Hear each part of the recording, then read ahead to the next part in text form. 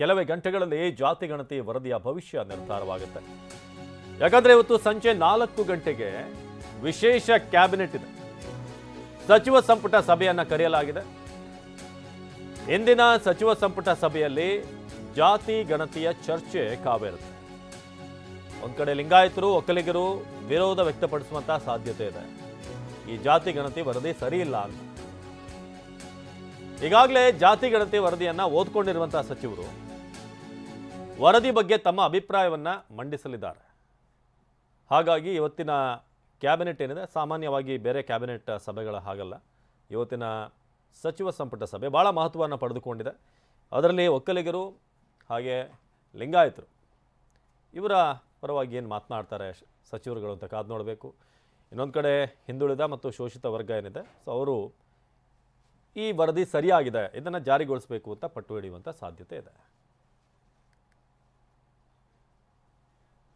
ಇನ್ನು ಸಮುದಾಯಗಳ ಸಂಖ್ಯೆ ಏನಾದರೂ ತಪ್ಪಾಗಿದ್ರೆ ಸರಿಪಡಿಸಬಹುದು ಅಂತ ಬೆಂಗಳೂರಿನಲ್ಲಿ TV9ಗೆ ಜಯಪ್ರಕಾಶ್ ಹೆಗಡೆ ಹೇಳಿಕೆ ಕೊಟ್ಟಿದ್ದಾರೆ.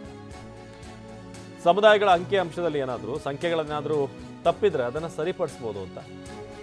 ಹಿಂದುಳಿದ ವರ್ಗಗಳ ಆಯೋಗದ ಮಾಜಿ ಅಧ್ಯಕ್ಷರು ಜಾತಿ ಗಣತಿ ಬಗ್ಗೆ ಜನರ ನಡುವೆ ಚರ್ಚೆ ಆಗಲಿ, ಸಮುದಾಯಗಳ ಸಂಖ್ಯೆ ತಪ್ಪಿದ್ದರೆ ಅದನ್ನು ಅಪ್ಡೇಟ್ ಮಾಡಬಹುದು, ಏನು ಅದನ್ನು ಚೇಂಜೇ ಮಾಡೋಕ್ಕಾಗಲ್ಲ ಅಂತೇನಿಲ್ಲ, ಅಪ್ಡೇಟ್ ಮಾಡುವಂಥ ಒಂದು ಅವಕಾಶ ಇದೆ. ಆಯೋಗಕ್ಕೆ ಸಮುದಾಯದವರು ಮನವಿ ಮಾಡಬಹುದು. ಏನಾದರೂ ಅಂಕಿ ಸಂಖ್ಯೆಯಲ್ಲಿ ತಪ್ಪಿದ್ರೆ ಆಯೋಗಕ್ಕೆ ಆಯಾ ಸಮುದಾಯದವರು ಮನವಿ ಮಾಡಿದ್ರೆ ಖಂಡಿತ ಈ ಸಮೀಕ್ಷೆಯಲ್ಲಿ ಲೋಪ ಅಂತೂ ಇಲ್ಲ, ಆದರೆ ನ್ಯೂನ್ಯತೆಗಳಿರಬಹುದು ಅಂತ TV9 ಜೊತೆ ಮಾತಾಡಬೇಕಾದ್ರೆ ಎಕ್ಸ್ಕ್ಲೂಸಿವ್ ಆಗಿ ಜಯಪ್ರಕಾಶ್ ಹೆಗಡೆ ಹೇಳಿದ್ದಾರೆ. ನಮ್ಮ ಪ್ರತಿನಿಧಿ ಪ್ರಸನ್ನ ಜಯಪ್ರಕಾಶ್ ಹೆಗಡೆ ಅವರನ್ನ ಈ ವಿಚಾರವಾಗಿ ಮಾತನಾಡಿದ್ದಾರೆ. ಅವರ ಎಕ್ಸ್ಕ್ಲೂಸಿವ್ ಮಾತುಕತೆ ಇಲ್ಲಿದೆ. ಸರ್, ಇವತ್ತು ಈ ವರದಿ ಸಚಿವ ಸಂಪುಟದಲ್ಲಿ ಮಂಡನೆ ಆದ ಬಳಿಕ ಸಾಕಷ್ಟು ಚರ್ಚೆಗಳು ನಡೀತಾ ಇದ್ದಾವೆ. ಪರ ಇರ್ಬೋದು, ವಿರೋಧ ಇರ್ಬೋದು. ಈ ಎಲ್ಲ ಚರ್ಚೆಗಳನ್ನ ನೋಡಿದಂಥ ಸಂದರ್ಭದಲ್ಲಿ ತಮ್ಮ ಅಭಿಪ್ರಾಯ ಏನು? ತಮ್ಗೆ ಏನು ಅನಿಸುತ್ತೆ? ಚರ್ಚೆ ಆದರೆ ಮಾತ್ರ ಜನರಿಗೆ ಇದರಲ್ಲಿ ಏನಿದೆ ಅಂತ ಮಾಹಿತಿ ಸಿಗ್ತದೆ. ಅದನ್ನು ಚರ್ಚೆ ಆಗಲೇಬೇಕಾಗ್ತದೆ. ಯಾವುದೇ ವರದಿ ಬಂದರೂ ಜನರ ಮಧ್ಯದಲ್ಲಿ ಅದರ ಒಳಿತು ಕೆಡುಕುಗಳ ಬಗ್ಗೆ ಚರ್ಚೆ ಆಗಬೇಕೆಂದು ಅದಕ್ಕೆ ಸಂತೋಷ ಪಡ್ತೇನೆ. ಮತ್ತು ಕ್ಯಾಬಿನೆಟ್ನಲ್ಲಿ ಇದರ ಬಗ್ಗೆ ತುಂಬ ಚರ್ಚೆ ಆದಮೇಲೆ ಅದು ಪಬ್ಲಿಕ್ ಡೊಮೇನಿಗೆ ಬರ್ತದೆ. ಅದರ ಕಾಪೀಸು ಜನರ ಮಧ್ಯೆ ಹೋಗಬೇಕಾಗ್ತದೆ. ಸರಿ ತಪ್ಪುಗಳ ಬಗ್ಗೆ ಅವರಿಗೆ ಅರ್ಥ ಆಗ್ತದೆ. ಈಗೇನು ಅನ್ಸೈಂಟಿಫಿಕ್ ಅಂತ ಹೇಳ್ತಾ ಇದ್ದಾರೆ, ಅದು ಹೇಗಿದೆ ಅನ್ನೋದ್ರ ಬಗ್ಗೆ ಒಂದು ವೇಳೆ ತಪ್ಪಿದ್ದರೆ ಅವರು ಅದರ ಮಾಹಿತಿಯನ್ನು ಕೊಟ್ಟಾಗ ಸರಿಪಡಿಸ್ಲಿಕ್ಕೆ ಅವಕಾಶ ಇದೆ. ಯಾಕಂದರೆ ಈ ಒಂದು ಹಿಂದುಳಿದ ವರ್ಗದ ಶಾಶ್ವತ ಆಯೋಗ ಅಂತ ಏನಿದೆ, ಈಗ ನಮ್ಮದೊಂದು ಆಯೋಗ ಆದಮೇಲೆ ಈಗ ಮಧುಸೂದನ್ ನಾಯಕ್ ಅವರು ಬಂದಿದ್ದಾರೆ ಆಯೋಗದ ಅಧ್ಯಕ್ಷರಾಗಿ. ಹಿಂದೆ ಕಾಂತರಾಜ್ ಅವರಿದ್ದಾಗ ಸರ್ವೆ ಆಗಿದ್ದು, ಅದರ ಮೇಲೆ ನಾವು ವರದಿಯನ್ನು ಕೊಟ್ಟಿದ್ದೇವೆ. ಇನ್ನೇನಾದರೂ ಸರಿ ತಪ್ಪುಗಳಿದ್ದರೆ ಅದನ್ನು ಸರಿಪಡಿಸ್ಕೊಳ್ಳಿಕ್ಕೆ ಮುಂದಿನ ಆಯೋಗ ಇದೆ, ಆಗ್ತದೆ. ಅದು ಇಟ್ಸ್ ಎ ಕಂಟಿನ್ಯೂಸ್ ಪ್ರೋಸೆಸ್. ಅಂದರೆ ಈಗ ಸರಿಪಡಿಸ್ಬೋದು ಅಂದರೆ ಕೆಲವು ಸಮುದಾಯಗಳ ನಾಯಕರು ನಮ್ಮ ಸಮುದಾಯದ ಅಂಕಿ ಸಂಖ್ಯೆ ತಪ್ಪಾಗಿದೆ ಅಂತ ಹೇಳ್ತಿದ್ದಾರೆ. ಇದನ್ನೇ ನೇರವಾಗಿ ಸರಿ ಮಾಡ್ಬೋದಾ ಅಥವಾ ಮರು ಸಮೀಕ್ಷೆ ಮಾಡುವಂಥ ಅವಕಾಶ ಇದೆಯಾ? ಖಂಡಿತ. ಇದಾದ ಮೇಲೂ ಸಹ ಅವ್ರ ಸಂಖ್ಯೆ ಕಮ್ಮಿ ಇದೆ ಅಂತಾದರೆ ಅದನ್ನು ಪುನಃ ಅವರು ಎಲ್ಲಿ ಬಿಟ್ಟೋಗಿದೆ ಅಂತ ಹೇಳಿದರೆ ಅದನ್ನು ಸೇರಿಸ್ಕೊಳ್ಳಿಕ್ಕೂ ಅವಕಾಶ ಇದೆ. ಅದಲ್ಲದಿದ್ದರೆ ಅಪ್ಡೇಟ್ ಮಾಡಲಿಕ್ಕೂ ಅವಕಾಶ ಇದೆ. ಇಟ್ಸ್ ಆಯೋಗದ ಕೆಲಸವೇ ಇದು. ಕೆಲಸ ಕಂಟಿನ್ಯೂಸ್ ಆಗ್ತಾ ಇರಬೇಕಾಗ್ತದೆ, ನಿರಂತರ ಪ್ರಕ್ರಿಯೆ ಇದು. ಕೆಲವು ಸಮುದಾಯಗಳ ಆಕ್ಷೇಪಗಳನ್ನ ಗಮನಿಸಿದ್ರೆ ಏನು ಲೋಪ ಆಗಿದೆ ಅಂತ ಅನಿಸುತ್ತೆ ಸರ್? ಯಾಕೆಂದರೆ ನೀವು ಕಾಂತರಾಜು ಅವರ ಮೂಲ ವರದಿಯನ್ನೇ ನೋಡಿದವರು, ಅದರ ಮೇಲೇ ಅನಾಲಿಸಿಸನ್ನು ವರದಿಯನ್ನು ಸಿದ್ಧಪಡಿಸಿದ್ದು. ಏನು ಲೋಪ ನಿಜಕ್ಕೂ ಇವ್ರು ಹೇಳ್ತಾ ಇರೋ ಹಾಗೆ ಆಗಿದೆಯಾ? ನನಗೆ ಲೋಪ ಅಂತಾರೆ. ಕೆಲವು ನ್ಯೂನತೆ ಏನಂತ ಹೇಳಿದರೆ, ಈಗ ಸರ್ವೆ ಮಾಡುವಾಗ ಕೆಲವು ಮನೆಗಳಲ್ಲಿ ಬೀಗ ಹಾಕಿದ್ರೆ ಅಲ್ಲಿ ಇಲ್ಲದೇ ಇದ್ದರೆ, ಊರಲ್ಲಿ ಇಲ್ಲದೇ ಇದ್ದರೆ ಅವ್ರದ್ದು ಬಿಟ್ಟು ಹೋಗಿರ್ಬೋದು, ಇಲ್ಲ ಅಂತ ಹೇಳೋದಿಲ್ಲ. ಒಂದು ವೇಳೆ ಅಪಾರ್ಟ್ಮೆಂಟ್ಗೆ ಹೋಗ್ತಾರೆ ನಗರದಲ್ಲಿ, ಅಲ್ಲಿ ಒಳಗಡೆನೇ ಬಿಟ್ಕೊಳ್ಳೋದೇ ಇದ್ದಾರೆ, ಅಲ್ಲಿ ಮನೆಯಿಂದ ಸೆಕ್ಯೂರಿಟಿ ಅವ್ರಿಗೆ ಹೇಳಿದ ಮಾತ್ರ ಅವ್ರು ಒಳಗೆ ಬಿಡ್ತಾರೆ, ಬಿಟ್ಟರೆ ಇಲ್ದಿರ್ ಬಿಡೋದೇ ಇಲ್ಲ.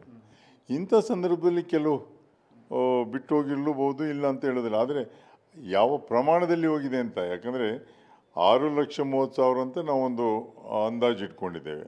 As on that day 6,30,00,000. 5,98,00,000 figure ಸಿಕ್ಕಿದೆ ನಮಗೆ, ಸರ್ವೆ ವರದಿಯಲ್ಲಿ ಬಂದಿದೆ. ಆದ್ದರಿಂದ ಅದೊಂದು 5% ವ್ಯತ್ಯಾಸಗಳು ಎಲ್ಲಾದರೂ ಇದ್ದೇ ಇರ್ತದೆ. ಅದಕ್ಕಿಂತ ಜಾಸ್ತಿ ಏನು ವ್ಯತ್ಯಾಸ ಆಗಲಿಕ್ಕೆ ಸಾಧ್ಯ ಇಲ್ಲ.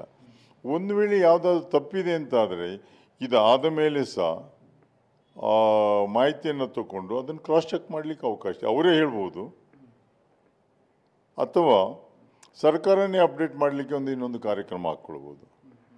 ಅಂದರೆ ಮರು ಸಮೀಕ್ಷೆಯ ಅವಕಾಶ ಇದೆಯಾ ಹಾಗಾದರೆ? ಮರು ಸಮೀಕ್ಷೆ ಅಗತ್ಯ ಇಲ್ಲ.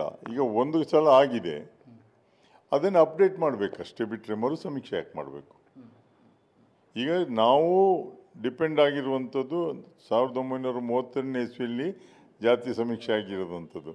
ಅದರ ನಂತರ ಆದಂಥದ್ದು ಕೇವಲ ಸ್ಯಾಂಪಲ್ ಸರ್ವೆ ಮೇಲೆ ಇದನ್ನೆಲ್ಲ ಒಪ್ಕೊಂಡು ಬಂದಿದ್ದೇವೆ. ಎಲ್ಲ ರಿಪೋರ್ಟನ್ನು ಎಲ್ಲವೂ ಸ್ಯಾಂಪಲ್ ಸರ್ವೆ ಮೇಲೆ ಆಗಿರೋದು.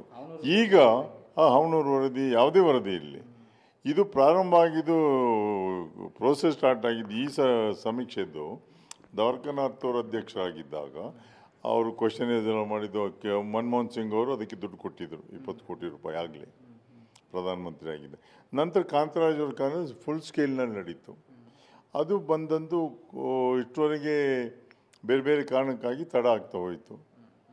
ಬಟ್ ಎಕ್ಸೆಪ್ಟ್ ಆದರೆ ಈಗ ಮುಂದೆ ಸಹ ಅದನ್ನು ಸರಿಪಡಿಸ್ಕೊಳ್ಳಿ. ಯಾಕಂದರೆ ನಾವು ಹಿಂದಿನ ವರದಿಗಳಲ್ಲಿ ಏನಾದ್ರು ನ್ಯೂನತೆ ಇದ್ದರೆ ಅವ್ರು ಬಂದು ಮನವಿಯನ್ನು ಕೊಟ್ಟು ಸರಿಪಡಿಸಿಕೊಟ್ಟಿದ್ದೇವೆ. ಇದಿಷ್ಟು ಹಿಂದುಳಿದ ವರ್ಗಗಳ ಆಯೋಗದ ಮಾಜಿ ಅಧ್ಯಕ್ಷರಾಗಿರುವಂಥ ಜಯಪ್ರಕಾಶ್ ಹೆಗಡೆ ಅವರ ಅಭಿಪ್ರಾಯ. ಕ್ಯಾಮರಾ ಪರ್ಸನ್ ಸಂದೇಶ್ ಜೊತೆ ಪ್ರಸನ್ನ ಗಾಂವ್ಕರ್, TV9 ಬೆಂಗಳೂರು.